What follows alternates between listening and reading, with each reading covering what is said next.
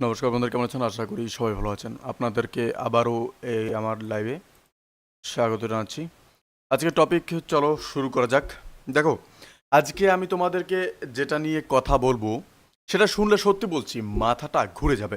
মানে এতদিন ধরে যা যা হচ্ছিল মধ্যপ্রাচ্যে, সেই ইসরায়েল, ইরান, টেনশন, আমেরিকার জাহাজ, ওই অঞ্চলে ঘোরাঘুরি, হুতিদের মিসাইল, এই সব কিছু একটা বড় বিস্ফোরণের দিকে যাচ্ছিল। ঠিক আছে? আর সেই বিস্ফোরণটা হয়ে গেছে এবং এখন যা হচ্ছে সেটা আর শুধু খবরের কাগজের হেডলাইন না, এটা সরাসরি পুরো পৃথিবীর ভবিষ্যৎ বদলে দেওয়ার মতো ঘটনা। তো চলো শুরু করি। আজকে মোটামুটি 5টা বড় জিনিস নিয়ে কথা বলবো। এক, ইরানের মিসাইল হামলা। কি মিসাইল, কোথায় পড়লো, কতটা ক্ষতি হলো। আর দুই, দুবাই এয়ারপোর্টে কি হলো সেটা। তিন, ডোনাল্ড ট্রাম্প হঠাৎ এত ক্ষেপে গেলেন কেন, এত ক্ষেপে গেল কেন, আর কাকে কাকে ধমক দিচ্ছেন। চার, ইসরায়েলি জেনারেল কি বললেন, যেটা শুনে আমেরিকার ঘুম উড়ে গেছে। আর 5 নম্বরে, ইসরায়েলের সবচেয়ে বড় সমস্যাটা, যেটা নিয়ে এখন সবচেয়ে বেশি আলোচনা হচ্ছে। তাহলে বসো, একটু মনোযোগ দাও আর শোনো। প্রথমেই আসি মিসাইলের কথায়। দেখো, 16 তারিখের ঘটনায় আমি যাচ্ছি, 16ই মার্চ 2026, মানে কিছুদিন আগের কথা আমি আপনাদেরকে বলছি। সেদিন সকালে তেল আবিবের আকাশে যা হয়েছে সেটা দেখে ইসরায়েলের মানুষেরা ভয়ে কাঁপতে শুরু করে দিয়েছে। বন্ধুরা, আমি লাইভটা একবার আপনাদেরকে চেক করে দিচ্ছি, যাতে আপনারা একবার আপনারা রেসপন্স করুন। আপনাদের সামনে দেখতে পাচ্ছ এখানে সব ডকুমেন্ট নিয়ে আমি বসেছি। একবার আপনাদেরটা দেখে নিচ্ছি আমি। লাইভের সাউন্ড ঠিক মতো আসছে? চলো শুরু করছি। তো যেটা বলছিলাম আপনাদেরকে, যে সেদিন সকালে তেল আবিবের আকাশে যা হয়েছে সেটা দেখে কিন্তু ইসরায়েলের মানুষেরা ভয়ে কাঁপতে শুরু করে দিয়েছে। ইরান এই একটা দিনে মাত্র 12 ঘন্টার মধ্যে দুইবার তাদের সবচেয়ে ভয়ঙ্কর মিসাইল ছুড়েছে। এই মিসাইলটার নাম ছিল সাজ্জিল। এই নামটা একটু মাথায় রেখো, কারণ এটা নিয়ে আরও কথা হবে। সাজ্জিল মিসাইল কি সেটা একটু আপনাদেরকে বুঝিয়ে বলি। এটা ইরানের তৈরি একটা স্ট্র্যাটেজিক ব্যালিস্টিক মিসাইল। মানে মানে এটা সেই ধরনের মিসাইল যেটা দেশের সবচেয়ে গুরুত্বপূর্ণ টার্গেটগুলোতে মারার জন্য বানানো হয়। এটার সবচেয়ে বড় বৈশিষ্ট্য হলো এটা সলিড ফুয়েলে চলে। এখন সলিড ফুয়েল মানে কি সেটা একটু আপনাদেরকে বুঝিয়ে বলি। দেখো, পুরোনো আমলে মিসাইলগুলো লিকুইড ফুয়েলে চলতো, সেগুলো জ্বালানি ভরতে সময় লাগতো, আগে থেকে প্রস্তুতি নিতে হতো। স্যাটেলাইট দিয়ে, মানে যদি আপনারা স্যাটেলাইট দিয়ে দেখলে বোঝা যেত যে মিসাইল লঞ্চের প্রস্তুতি চলছে। কিন্তু সলিড ফুয়েলের মিসাইলের ক্ষেত্রে এই সমস্যা নেই। এটা যে কোনো মুহূর্তে, প্রায় মানে যে কোনো পূর্ব প্রস্তুতি ছাড়াই ছোড়া যায়। মানে শত্রু বুঝে ওঠার আগেই মিসাইল বেরিয়ে গেছে। এটাই সজ্জিলকে এত বিপজ্জনক করে তোলে। আর এই মিসাইলটা ইসরায়েলের কমান্ড অ্যান্ড কন্ট্রোল সেন্টারগুলো নিশানা করে ছোড়া হয়েছে। মানে মিলিটারির ব্রেন যেখানে থাকে সেই জায়গাগুলোতে আঘাত করার চেষ্টা হয়েছে। এখন এই ধরনের জায়গায় আঘাত লাগলে কি হয় সেটা একবার বোঝো। পুরো সামরিক কমান্ড চেইন ভেঙে পড়ে। কে কাকে অর্ডার দেবে, কোন বিমান কোথায় যাবে, কোন জাহাজ কি করবে, সব এলোমেলো হয়ে যায়। এটা একটা অত্যন্ত বুদ্ধিমানের কৌশল। এবার একটু চমকানোর পালা। বন্ধুরা, যে ভিডিওটি প্রকাশ করেছে ইরান, ভিডিও ফুটেজে যে মিসাইলগুলো দেখা গেছে সেগুলো দেখে বিশেষজ্ঞরা বলছে এগুলো ফ্র্যাগমেন্টেশন মিসাইল। মানে এই মিসাইলগুলো উড়তে উড়তে হঠাৎ মাঝ আকাশে ভেঙে ছোট ছোট অনেক টুকরো হয়ে যায়, যেটাকে ইংরেজিতে অনেকটা এটাকে নাম দেওয়া হয়েছে ক্লাস্টার বোমা। একটা বোমা থেকে অনেকগুলো টুকরো টুকরো হয়ে যায়। এই মিসাইল থেকে হয়তো 10টা বা 20টা টুকরো হয়ে যাচ্ছে, আর সেগুলো আলাদা আলাদা দিক থেকে নিচে নিচে আসছে। একটু ভাবো এটা কতটা সমস্যার। তুমি যদি একটা মিসাইলকে ইন্টারসেপ্ট করার চেষ্টা করো, সেটা হয়তো পারলেও, কিন্তু হঠাৎ যদি একটা মিসাইল থেকে 20টা হয়ে যায়, তখন তোমার কাছে 20টা মিসাইল ইন্টারসেপ্ট করার ক্ষমতা থাকতে হবে। এটাকে বলে ক্লাস্টার মিসাইল টেকনোলজি। আর এই টেকনোলজিটা ইসরায়েলের আয়রন ডোমকে আর যে অ্যারো সিস্টেম আছে সেই অ্যারো সিস্টেমকে সরাসরি বোকা বানানোর জন্য কিন্তু ডিজাইন করা। কিন্তু এখানে শেষ না, সার্জিলের পাশাপাশি এইবার আরেকটা মিসাইলেও ব্যবহার করা হয়েছে। আর এই মিসাইলের নাম হলো খুররামশার। এই নামটা শুনে থাকলে, বা যদি এই নামটা শুনে থাকলে জানো, বা না শুনলে এখন জানো। এই যে ইরানের মিসাইলটা আছে, এটা কিন্তু ইরানের সবচেয়ে ভারী, সবচেয়ে বড় মিসাইলগুলোর একটা। খুরামশার প্রায় 2 টন ওজনে কিন্তু ওয়ারহেড বহন করতে পারে। আর 2 টন মানে কিন্তু 2000 কিলোগ্রাম কিন্তু বিস্ফোরণ। একবার ভাবুন, 2000 কিলোগ্রাম কিন্তু বিস্ফোরণ। আর একটা গাড়ির ওজন হয় মোটামুটি থেকে 1.5 থেকে 2 টন। সেটুকু পরিমাণ বিস্ফোরক, একটু ভাবো। একটা গাড়ির ওজনের থেকেও এই মিসাইলটি কিন্তু অনেক বেশি, যেই গাড়ির মধ্যে আছে সেই গাড়ি থেকে যদি ছোড়া হয় তার থেকে অনেক পরিমাণ কিন্তু এটা জায়গায় কিন্তু আছে, তখন কিন্তু ক্ষতিটা কিন্তু বেশি হয়। বন্ধুরা, আমি একটু আপনাদেরকে ইন্টারসেপ্ট করছি। আপনাদেরকে একটা জিনিস যেটা আপনাদেরকে বলছিলাম বন্ধুরা, যে এই মিসাইলটা একটা বহুতল বিল্ডিং বা অনেক বড় জায়গা কিন্তু ক্ষতি করে। একটা মিলিটারি বেস, একটা কমান্ড সেন্টার, যে কোনো কিছুকে মাটির সাথে মিশিয়ে দিতে পারে। আর এই হামলার পরে ইসরায়েলের তেল আবিব, হারজেলিয়া সহ 140টারও বেশি জায়গায় একসাথে বিপদে সাইরেন বেজে ওঠে।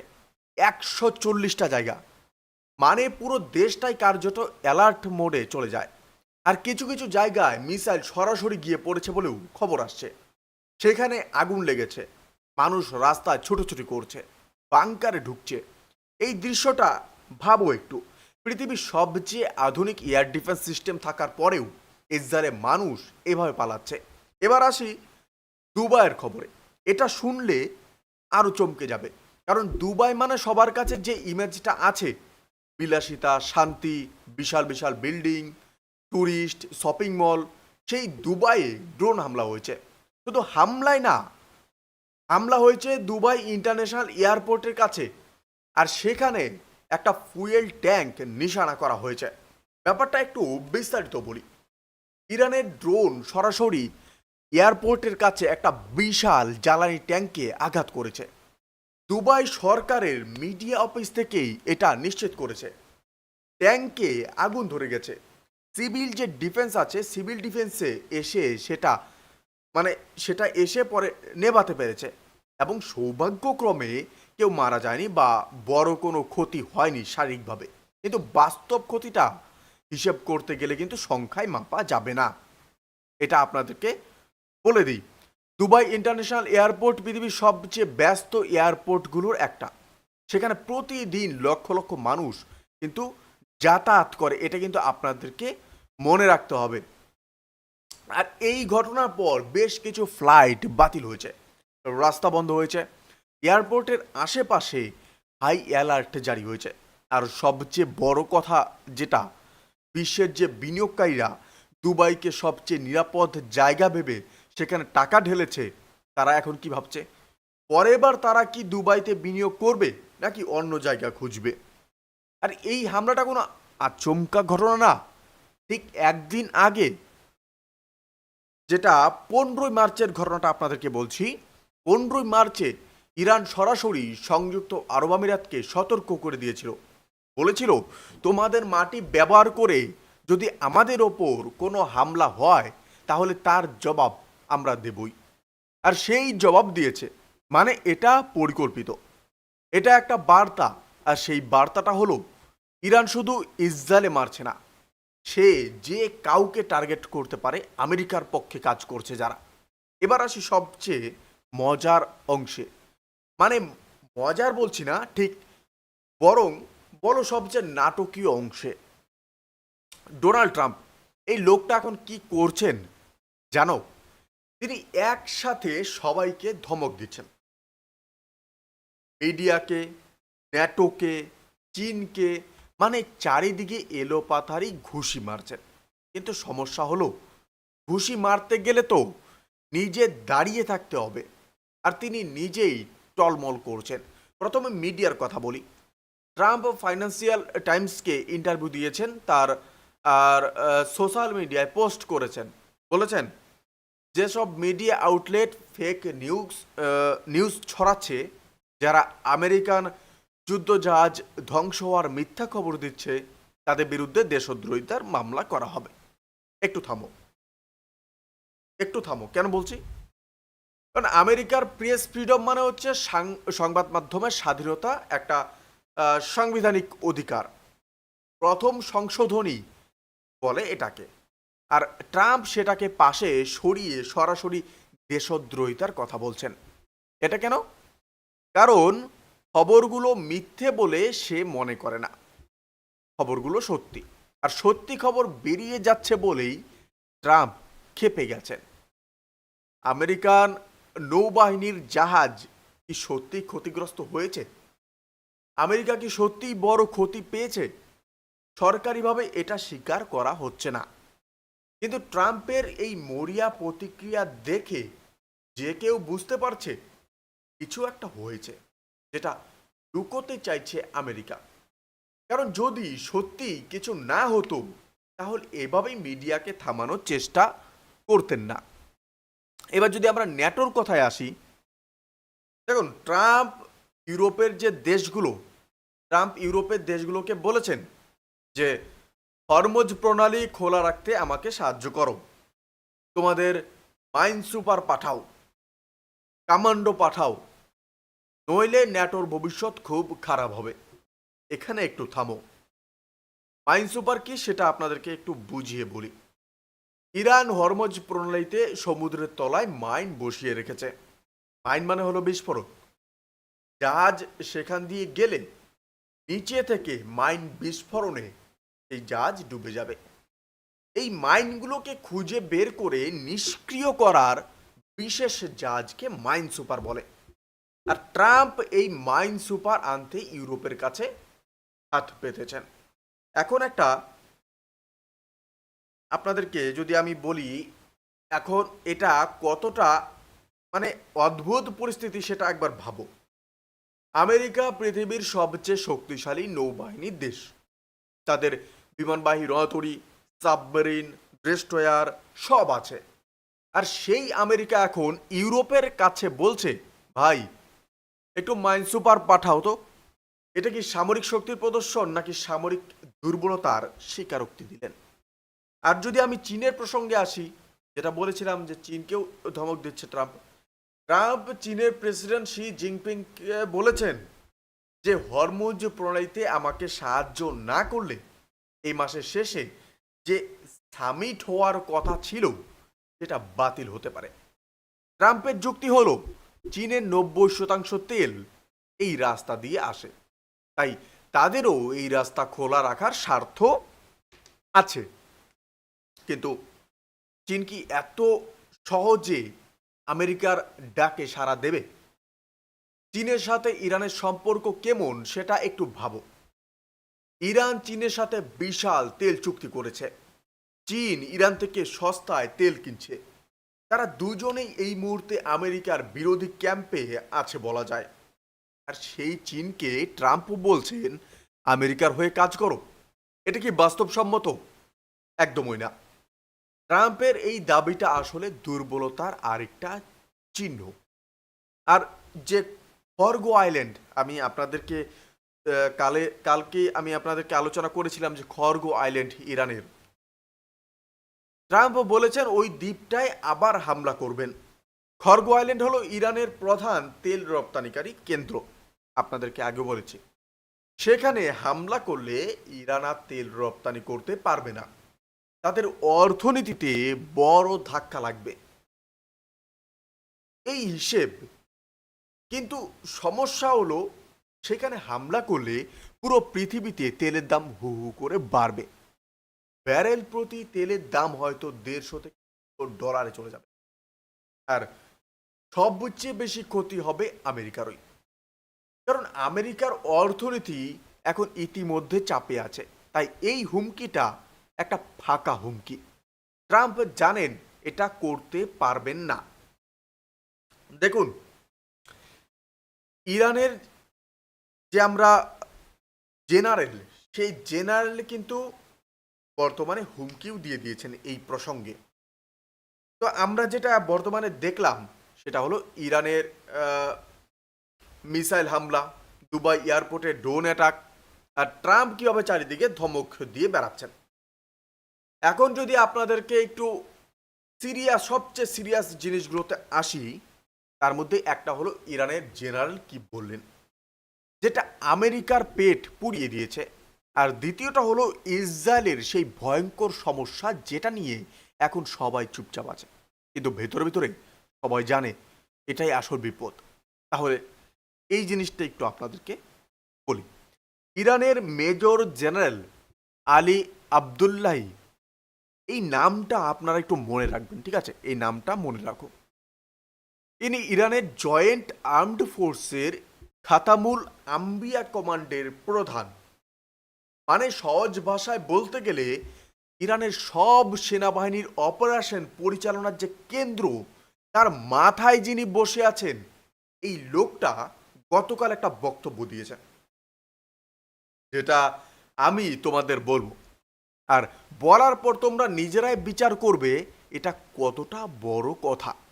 তিনি বলেছেন, আমেরিকা এবং ইসরায়েল গত মাসের শেষ থেকে যে আক্রমণ শুরু করেছিল, তাতে ইরানের সেনাবাহিনী তাদের এমন একটা আঘাত দিয়েছে যে সেখান থেকে উঠে দাঁড়ানো তাদের পক্ষে আর কখনো সম্ভব হবে না। এবং তিনি সরাসরি বলেছেন, এখন আমেরিকার কাছে একটাই রাস্তা খোলা আছে, সেটা হলো আত্মসমর্পণ। এখন এই কথাটা শুনে অনেকে ভাবতে পারো, আরে এটা তো প্রোপাগান্ডা, জেনারেল বড় বড় কথা বলছেন, এটা নতুন কি? কিন্তু একটু গভীরে যাও। এই কথাটা একজন জেনারেল বলছেন প্রকাশ্যে, মিডিয়ার সামনে, নাম ধরে আমেরিকাকে উদ্দেশ্য করে। এই ধরনের কথা যখন বলা হয়, তখন পেছনে একটা হিসেবও থাকে। কারণ যুদ্ধের মাঝে একটা দেশের সিনিয়র জেনারেল যদি বলেন শত্রু আর উঠে দাঁড়াতে পারবে না, সেটা হয় সম্পূর্ণ ব্লাফ, মানে ভুল, নইলে সত্যিকারের পরিস্থিতির ওপর ভিত্তি করে বলা। আর ট্রাম্পের আচরণ দেখলে মনে হয় এটা ভুল বা ব্লাফ না। দেখুন, জেনারেল আবদুল্লাহি আরও কিছু গুরুত্বপূর্ণ কথা বলেছেন। তিনি বলেছেন যে ইরান নিজে থেকে কখনো যুদ্ধ শুরু করেনি, শত্রু আগে আক্রমণ করেছে আর ইরান জবাব দিয়েছে। এবং ভবিষ্যতেও যদি কেউ স্পর্ধা দেখায়, সেটা যে স্তরেই হোক, ইরান তার জবাব দেবে। এই কথাটার ভেতরে একটা সতর্ক বার্তা লুকিয়ে আছে। যে স্তরের হোক মানে কি? মানে স্থলে, আকাশে, সমুদ্রে, যে কোনো জায়গায়। আর হরমুজ প্রণালীর কথাও তিনি বলেছেন যে হরমুজ প্রণালী দিয়ে সমস্ত যাতায়াত নিয়ন্ত্রণ করার ক্ষমতা ইরানের আছে এবং সেটা করার জন্য তারা সম্পূর্ণ প্রস্তুত। এখানে একটু দাঁড়াই। হরমুজ প্রণালী, এটা নিয়ে একটু বিস্তারিত বলা দরকার, কারণ এই জায়গাটা বোঝা না গেলে পুরো পরিস্থিতিটাই বোঝা যাবে না। হরমুজ প্রণালী হলো পারস্য উপসাগরের আর আরব সাগরের মাঝখানে একটা সরু জলপথ। যারা নতুন এই চ্যানেলে বা যারা জিওপলিটিক্যাল নিয়ে বেশি আগ্রহ নেই, যারা প্রথম ফলো করছেন, তাদেরকে জানার জন্য এটা আপনাদের বলে দিচ্ছি। আর এই পথটা কতটা সরু জানো? মাত্র 32 কিলোমিটার চওড়া, সবচেয়ে সরু জায়গা 32 কিলোমিটার। মানে কলকাতা থেকে ব্যারাকপুর বা দমদম অবধি দূরত্ব। যারা কলকাতা থাকেন তারা এই হিসেব নিকেশটা ভালো বুঝবেন, এটা মোটামুটি একটা হিসাব দিলাম। আর এই সরু একটা পথ দিয়ে প্রতিদিন পৃথিবীর মোট তেলের প্রায় 20% যাতায়াত করে। এটা একটি দেশের বলছি না, পুরো পৃথিবীর গ্লোবাল যে আছে না, সেই পুরো পৃথিবীর 20% যে তেল রুট আছে না, সেটার 20% যাতায়াত এই রুটটা দিয়ে করে। 20%। পৃথিবীর 5/1 তেল এই একটা পথ দিয়ে যায়।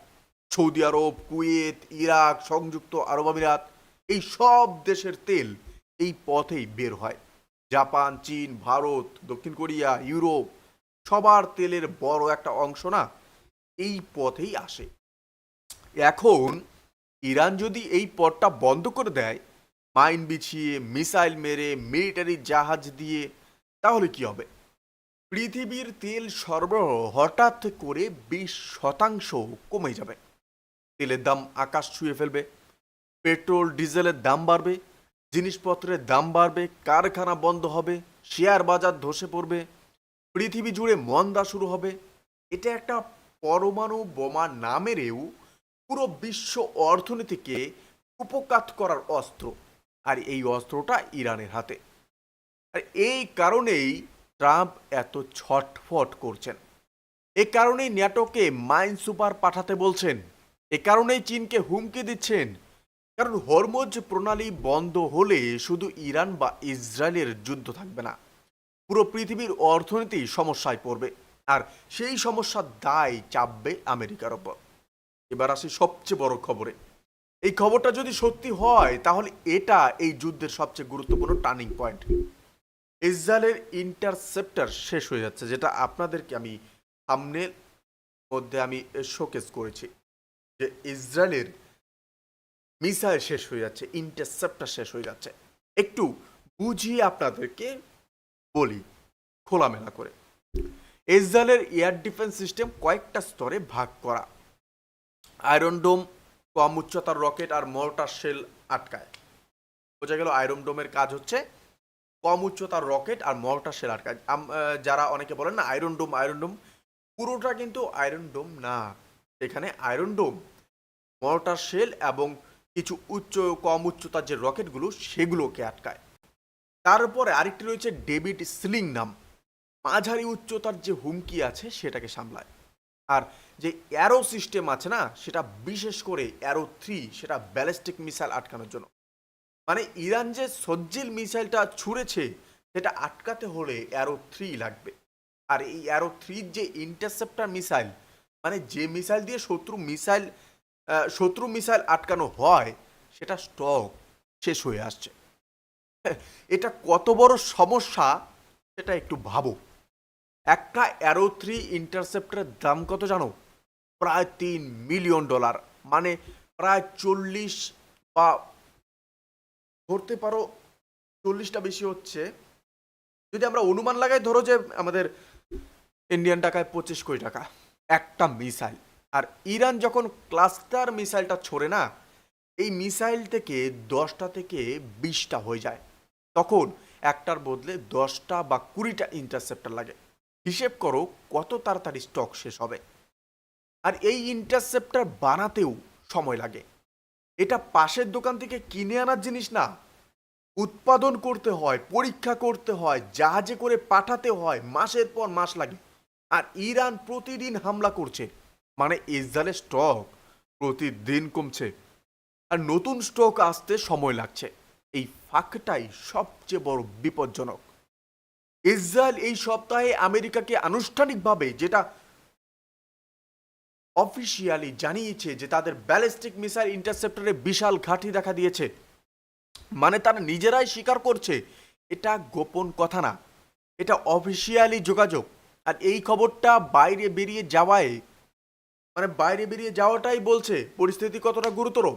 কারণ সামরিক ঘাটতির খবর সাধারণত গোপন রাখা হয়, শত্রু জানলে সুবিধা নেবে। কিন্তু এখন এই খবর বেরিয়ে যাচ্ছে, মানে হয় ইচ্ছে করে চাপ তৈরির জন্য বেরোচ্ছে, নইলে পরিস্থিতি এতটাই খারাপ যে আর গোপন রাখা যাচ্ছে না। এখন প্রশ্ন হলো, আমেরিকা কি ইসরায়েলকে নতুন ইন্টারসেপ্টর দেবে? এখানে গল্পটা আরো জটিল হয়ে যায়। একজন আমেরিকান অফিসার তিনি বলছেন, আমেরিকার নিজের যে বেসগুলো, সেই বেসগুলো রক্ষার জন্য এই ইন্টারসেপ্টর দরকার।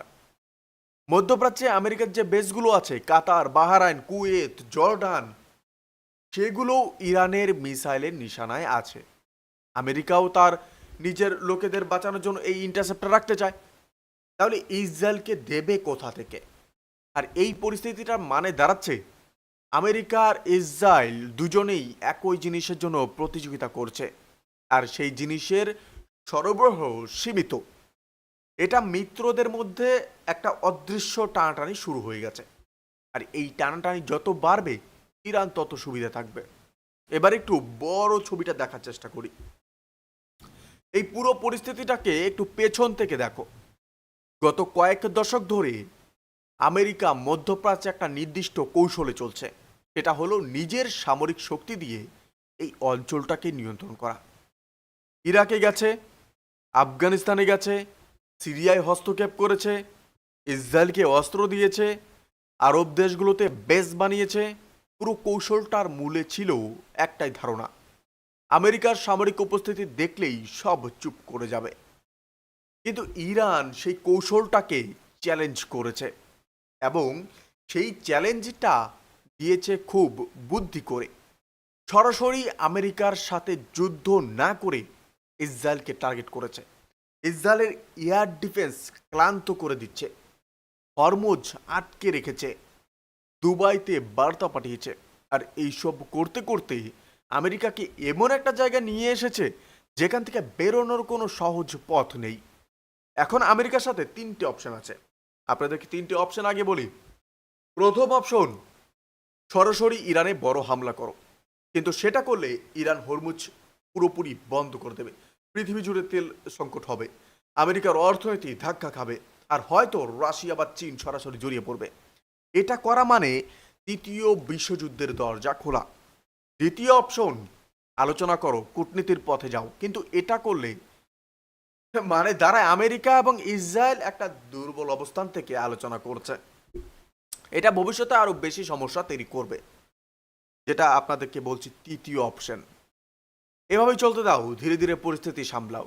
কিন্তু এটা করলে ইসরায়েলের ইন্টারসেপ্টার শেষ হতে থাকবে, ইরানের হামলা চলতে থাকবে, আর একদিন এমন পরিস্থিতি হবে যেখানে ইসরায়েলের কাছে নিজেকে রক্ষার উপায়ই থাকবে না। তিনটে অপশনের একটাও ভালো না।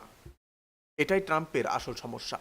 তিনি মুখে বড় বড় কথা বলছেন, কিন্তু কার্যত প্যানিকে আছেন, কারণ পথ নেই তো। আর এই প্রসঙ্গে আরেকটা কথা আপনাদেরকে বলতে চাই। আমেরিকার ভেতরের রাজনীতিও এখন দুটো ভাগে ভাগ হয়ে যাচ্ছে। এক দল মনে করছে এই যুদ্ধ আমেরিকার আর জড়িয়ে থাকা উচিত না, আমেরিকার সৈন্য ঝুঁকিতে আছে, আমেরিকান করদাতার টাকা খরচ হচ্ছে, আর লাভ কি হচ্ছে সেটা পরিষ্কার না। এক দল মনে করছে পিছু হটলে আমেরিকা মর্যাদা যাবে, পুরো মধ্যপ্রাচ্যে আমেরিকার প্রভাব শেষ হয়ে যাবে। এই দুই দলের টানাটানিতে ট্রাম্প মাঝখানে আটকে গেছেন। একদিকে সমর্থকরা চাইছেন শক্ত হাতে এগোও, আরেকদিকে অর্থনীতির পরামর্শদাতারা বলছেন সাবধান। আর ইরান এই সুযোগটাই কাজে লাগাচ্ছে। দেখুন, আরব দেশগুলোর কথাও একটু বলা দরকার।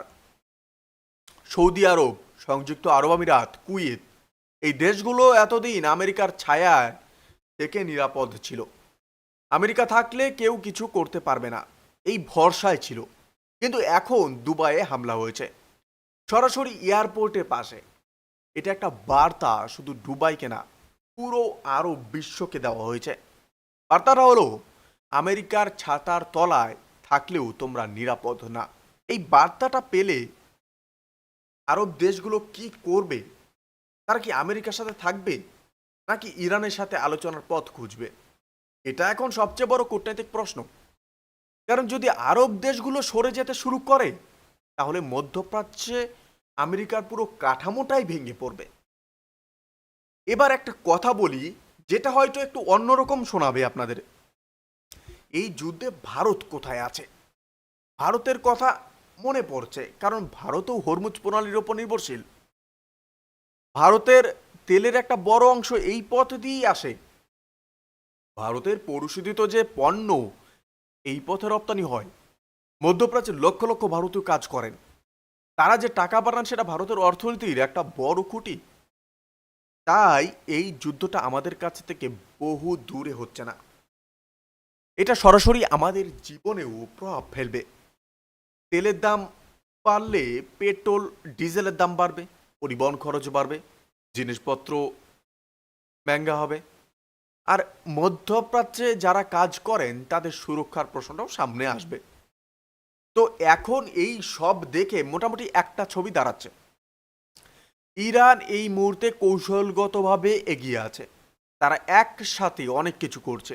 মিসাইল মেরে ইসরায়েলকে চাপে রাখছে, হরমুজ আটকে রেখে পৃথিবীকে চাপে রাখছে, দুবাইতে হামলা করে আরব দেশগুলোকে সতর্ক করছে, আর ট্রাম্পকে এমন একটা অবস্থায় নিয়ে গেছে যেখানে তিনি চারিদিকে চিৎকার করছেন, কিন্তু কোনো কার্যকর পদক্ষেপ নিতে পারছেন না। ইসরায়েল চাপে আছে, ইন্টারসেপ্টর কমছে, মিসাইল হামলা বাড়ছে, মানুষ ভয়ে বাংকারে ঢুকছে, আর আমেরিকা হয়তো আর আগের মতো অস্ত্র দিতে পারবে না বা দিতে চাইবে না। আমেরিকা নিজে একটা মুহূর্তে একটা অদ্ভুত অবস্থায় আছে। তারা যুদ্ধে আছে কিন্তু জিততে পারছে না, পিছু হটতে পারছে না। আর মাঝখানে অর্থনৈতিক চাপ, দেশের ভেতরে রাজনৈতিক বিভাজন, সব মিলিয়ে একটা জটিল পরিস্থিতি। তোমরা হয়তো ভাবছো এই পরিস্থিতির শেষ কোথায়, এটা তো ভাবছো। দেখুন, সৎভাবে বলতে গেলে আপনাদেরকে যদি বলি, এই মুহূর্তে নিশ্চিতভাবে বলার উপায় নেই। যুদ্ধ কখনো একটা সরল রেখায় চলে না, কিন্তু কয়েকটা জিনিস বেশ পরিষ্কার। এক, হরমুজ প্রণালী আটকানো বা খোলা রাখার ওপরই এই যুদ্ধের ভবিষ্যৎ অনেকটা নির্ভর করছে। দুই, ইসরায়েলের এয়ার ডিফেন্স আর কতদিন এই চাপ নিতে পারবে, সেটা একটা বড় প্রশ্ন। তিন, চীন কি আমেরিকার পাশে দাঁড়াবে? না দাঁড়ালে আমেরিকা আরও একা হয়ে যাবে। চার, আরব দেশগুলো কোন দিকে হেলে সেটা এই অঞ্চলের ভবিষ্যৎ অনেকটা ঠিক করে দেবে। পাঁচ, আর ট্রাম্প নিজে এই মুহূর্তে কতটা মাথা ঠান্ডা রাখতে পারবেন সেটাও গুরুত্বপূর্ণ। কারণ মাথা গরম করে নেওয়া কোনো বড় সিদ্ধান্ত, যেমন ইরানের পারমাণবিক স্থাপনায় হামলা, পুরো পরিস্থিতিটাকে এমন জায়গায় নিয়ে যেতে পারে যেখান থেকে ফেরার আর পথ হয়তো থাকবে না। বন্ধুরা, আজকে এতটুকুই। দেখো, এই খবরগুলো নিয়ে আমি প্রতিদিন কথা বলবো, কারণ এই পরিস্থিতি প্রতিদিন বদলাচ্ছে। আজকে যা বললাম কালকে হয়তো নতুন কিছু যোগ হবে, কিন্তু বড় ছবিটা মাথায় রাখো। পৃথিবীটা এখন একটা বড় বাঁকের মুখে দাঁড়িয়ে আছে, আর এই বাঁকটা কোন দিকে মোড় নেয় সেটা আগামী কয়েক সপ্তাহেই অনেকটা ঠিক হয়ে যাবে। তোমাদের যদি কোনো মতামত থাকে, কোনো প্রশ্ন থাকে, কমেন্টে জানাও, আমি পড়ি। আর যদি মনে হয় এই বিশ্লেষণটা কাজের লাগছে, তাহলে একটু শেয়ার করো, কারণ এই খবরগুলো জানা দরকার, বোঝা দরকার। শুধু হেডলাইন দেখলে হবে না, পেছনের গল্পটা বোঝা দরকার। বন্ধুরা, আবার দেখা হবে নতুন কোনো বিশ্লেষণে, নতুন কোনো আপনাদের সাথে আবার দেখা হবে। আর ততক্ষণের জন্য ধন্যবাদ আমাদের সাথে যুক্ত থাকার জন্য। দেখা হচ্ছে নতুন একটি ভিডিওতে, নতুন একটি লাইভে। ধন্যবাদ।